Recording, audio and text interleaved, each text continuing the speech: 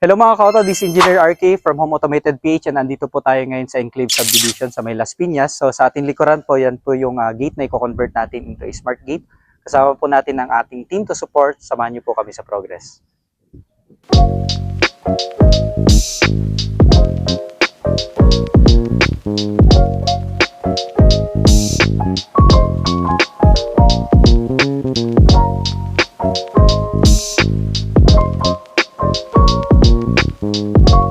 Hello mga kauto, this is Engineer RK from Home Automated PH and day 4 na po tayo sa ating smart gate installation, day 2 ng ating automation. Okay, so ayan, napakaganda po nung panahon ngayon, ng araw.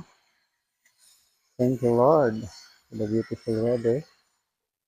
So tuloy na po natin mga ka-auto yung mga finishing touches ng ating gate. So ang target for today is yung installation ng ating indicator lamp, no? So yan, gawin yung ating kasamahan kapag grind para dun sa ating electrical wiring. And dyan po natin ilalagay yung ating indicator lamp para pagdating po ng ating client, kasi dito po yung entrance ng subdivision, ay nasa line of sight yung kanyang yung kanyang indicator lamp. Okay, then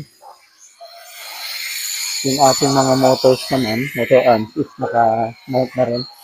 So, sa left side motor arm, and dito naman yung sa right side. So, kaya naman din sa taas, dahil meron tayong pedestrian gate dito sa ating,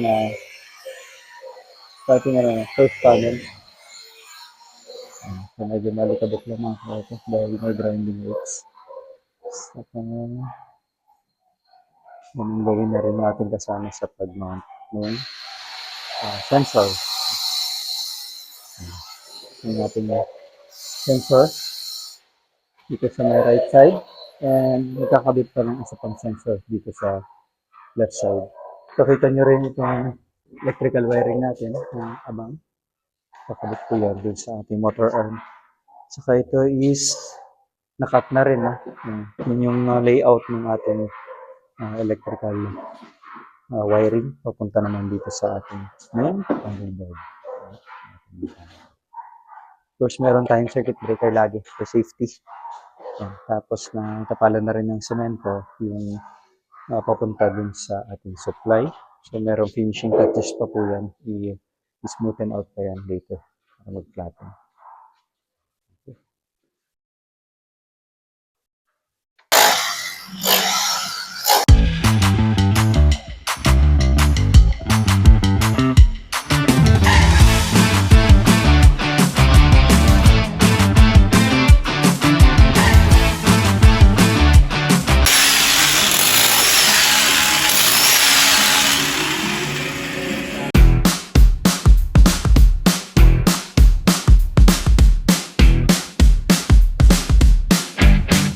So, project update tayo.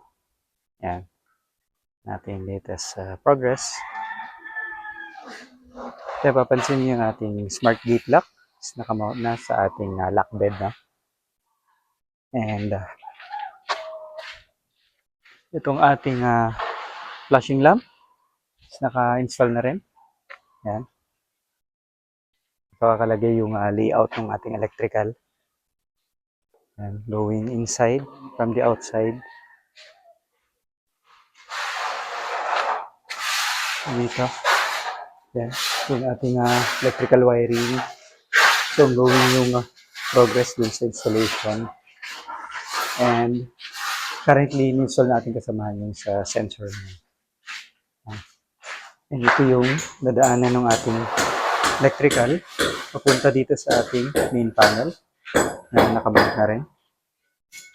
Okay. Tapos na rin yung chipping works dun sa left perimeter wall. Kaya ating sensor din dito sa right side ng gate. Install na rin. And yung ating motor arm. Pero na lang finishing touches na i-apply pa dun sa end ng arm. Okay, so So far, yung latest update natin. And target natin to complete hopefully within the day. Ayan.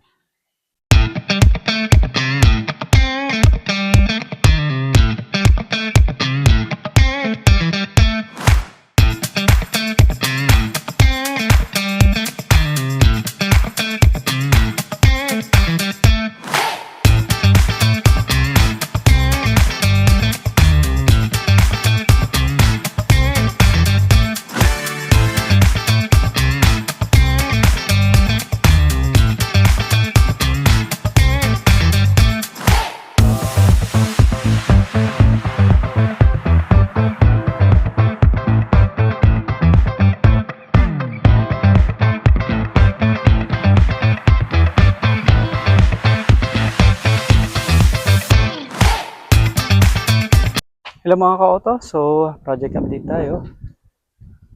Ayan. Medyo kumukulimlim ng panahon, sana hindi mulan. So ayan na, tapos na po yung mga cement works, yung palitada nung pagdakip dun sa ating mga electrical wiring, pero may finishing pa po yan. So yan na po yung ating indicator lamp. And ito naman po is kamao ng ating sensor dito sa right side, as well as yung ating wiring para dun sa ating gate motor para sa right wing na gate. So ang gawin pa yung ating wiring dito sa left side na gate. Cementworks, kompleto na yung palitada dito sa left side. So ayan. Ito na siya. Ayan, takpan na. Punta dun. Hanggang dun sa ilalim and going dun sa ating main control panel. Okay. Tapos na rin yung wiring ng ating panel. Ayan, papansin niyo. Nandiyan na yung ating mga wiring. So may color code din po yan. And nakatap na rin siya dun sa main supply. So yun yung ating latest update. So finishing works ang susunod natin. And magpo-proceed na rin tayo dun sa retouch, no? Yung 3-touch. Okay?